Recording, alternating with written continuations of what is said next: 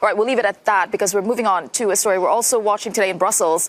The city honored British Labour MP Jo Cox by naming a square after her. The ceremony took place in the city centre, close to the Ancienne Belgique music venue, which Cox loved to visit.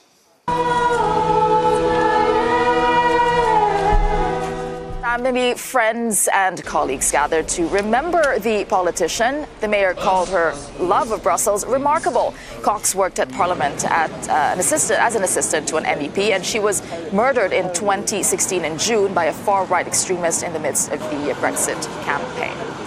All right, Maeve, you had gone to that event today. Can you tell us what that was like? What was the mood and? Absolutely. Well, I was the first reporter there this morning at 7 on Good Morning Europe on Euronews, and then I was the last one to leave at 3. So I saw it all. I saw how it started. I saw how the square this morning was just an old kind of abandoned square, if you like, just hidden behind Ancienne Belgique, the very popular music venue. But by 1 p.m, it was full of people. Almost a little bit like a Labour Party conference, in fact, because a lot of them had come over, including Jeremy Corbyn. But it was actually very nice. I spoke to, of course, Jo Cox. It was a very Jo Cox is his sister. Sorry, it's been a long day.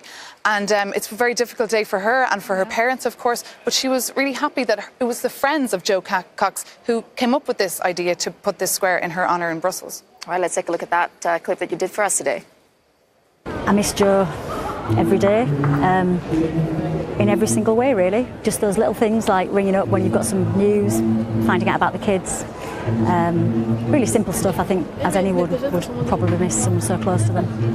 And if she was alive today, what would she say about the state of the Brexit negotiations? I think Jo would be extremely saddened that things have gone the way they have in terms of Brexit and in terms of our relationship with Europe.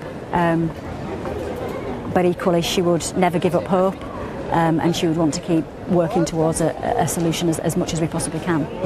And what would she think about the disunity in Europe? Jo would be extremely sad. Jo had many identities. She was a proud Yorkshire lass. She was from Yorkshire in England. She would consider herself a proud inhabitant of Great Britain, but she would have considered herself a strong European as well. And I think she'd be extremely sad that identity potentially is being fractured. And what will this mean, having a plaque here in the city centre of Brussels in her honour, the Jo Cox plaque? Yeah, it's amazing. It's a wonderful tribute from the Mayor and from the people of Brussels to remember Jo and the many happy times she shared with her friends in this city that she really loved. It was a very special time for Jo. She was here in her 20s. She celebrated her 30th birthday here. We all came over and had a big party. So to have a permanent reminder of Jo and the values that she held is very special for us as a family. And finally, do you think the square in the city centre of Brussels will be used as a place to protest or for people to go if they want to create more social justice? I hope that Jo's Square will be used as a place to create happy memories. I hope it'll be used as a place where people come and reflect on things and remember Jo and the values that she held.